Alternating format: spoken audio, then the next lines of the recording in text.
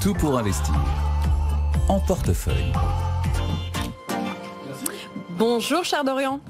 Bonjour Lorraine. Dorian Abadi, analyse bourse chez Meilleur Taux Placement, avec nous pour décrypter ce qui se passe sur le pétrole, parce que ça n'a échappé à personne. Hier, petit plongeon des cours du pétrole en plein milieu de séance. Pagaille liée à un report de réunion de l'OPEP. On ne va pas forcément aller dans le détail, mais on va dire que ça fait gros plongeon pour un petit changement de programme.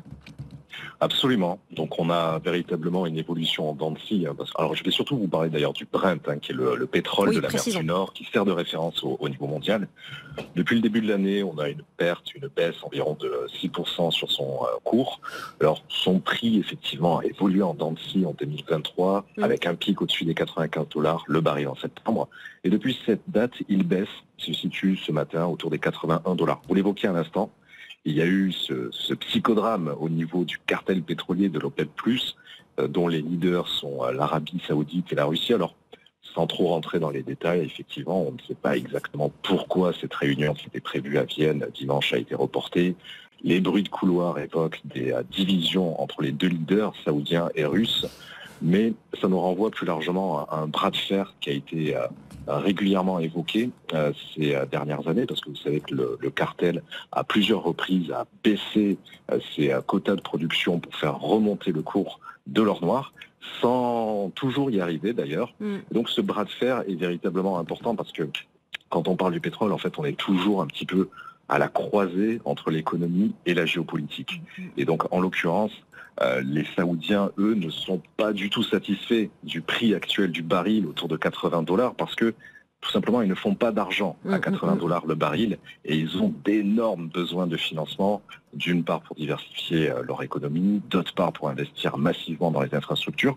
Et de l'autre côté, donc, on a les Russes, qui eux, au contraire, sont tout à fait satisfaits avec un prix à 80 et pourraient tout à fait continuer d'inonder, je dirais, le marché, en tout cas avec leurs partenaires, notamment en Asie, avec un baril à 60-70. Eux, ils font du volume et ils en ont particulièrement besoin pour financer leur effort de guerre en Ukraine. Oui. Voilà, donc on verra évidemment ce qui se décide au niveau de l'OPEP+, dans les prochaines séances vis-à-vis de cette réunion. Ce qu'on peut simplement dire, c'est que c'était une réunion très attendue, parce qu'on est dans un contexte particulier, un contexte de doute sur la demande mondiale, des doutes amplifiés par l'entreprise économique post-Covid en Chine, qui est le premier consommateur évidemment de pétrole au niveau mondial, mais des doutes aussi sur les signaux mitigés qui ont été envoyés par l'Europe et les États-Unis. Bref, l'économie mondiale a ralenti, ça pèse bien sûr sur la demande en or noir, et dans ce contexte, on attendait de savoir ce que le cartel allait décider au niveau de sa production. Vous parliez effectivement de cette baisse, on a eu jusqu'à moins 4,5% en séance hier, on est repassé symboliquement sous ce seuil des $80 pour finalement se stabiliser. Il y a eu certainement un peu de spéculation et au moment où on se parle, voilà, on est de retour sur les 80 à $81. Voilà, donc comme bien souvent à nouveau, c'est important de bien voir ce croisement entre économie et géopolitique dès qu'il s'agit de pétrole. Et oui, alors vous le résumez bien, on surveille ce niveau de $80 parce qu'il ne veut pas dire la même chose pour la Russie et pour l'Arabie Saoudite, les deux gros players, les deux gros leaders de ce cartel. Qu'est-ce qu'on retient pour nous, investisseurs particuliers?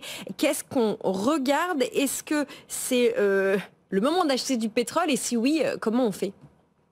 Alors déjà, on regarde quelques niveaux techniques, alors sans trop rentrer dans les détails évidemment, mais il y a tout simplement des niveaux assez importants à repérer sur le graphique du Brent.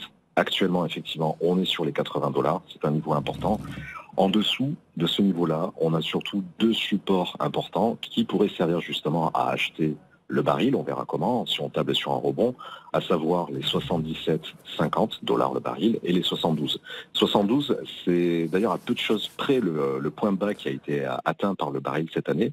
Et de l'autre côté, donc à la hausse, ce sont principalement les résistances des 82,50, 91,50 et 95, enfin, dollars le baril qui nous intéresse.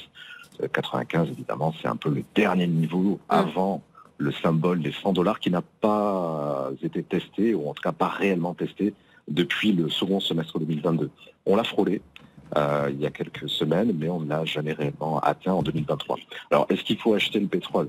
C'est vrai que c'est un scénario purement spéculatif, qui ne peut s'adresser qu'aux profils les plus riscophiles, je dirais, il faut être très clair là-dessus, mais il y a effectivement quelque chose à faire, à notre avis, sur l'or noir. Récemment, on a émis une recommandation d'achat chez Meilleur Taux Placement auprès de notre communauté pour rentrer justement sur le Brent autour des $78 le baril et en visant simplement un objectif relativement proche sur les $84,25. Alors, ça distinguerait donc une hausse de 8% que l'on peut amplifier avec l'effet de levier d'un turbo, et ça va répondre justement à votre deuxième question, parce qu'il n'y a pas 50 possibilités pour investir sur le pétrole lorsqu'on est un particulier. Il est évident qu'on ne va pas acheter des barils physiques et les stocker chez soi. Donc en l'occurrence, on peut utiliser ce qu'on appelle un turbo. C'est un produit financier dérivé qui permet d'investir sur la hausse ou la baisse d'un sous-jacent, comme une action, un indice boursier ou une matière première. Alors il existe deux types de turbos, ce qu'on appelle les turbo call pour tabler sur une hausse et les turbo put pour tabler sur une baisse. Ce sont des produits financiers qui sont proposés par les banques et par certains courtiers grand public. Alors une chose quand même très importante à mentionner, c'est que ces fameux turbos peuvent amplifier les gains mais aussi les pertes, parce qu'ils sont souvent conçus avec un effet de levier, ce qui signifie qu'ils amplifient les mouvements du sous-jacent.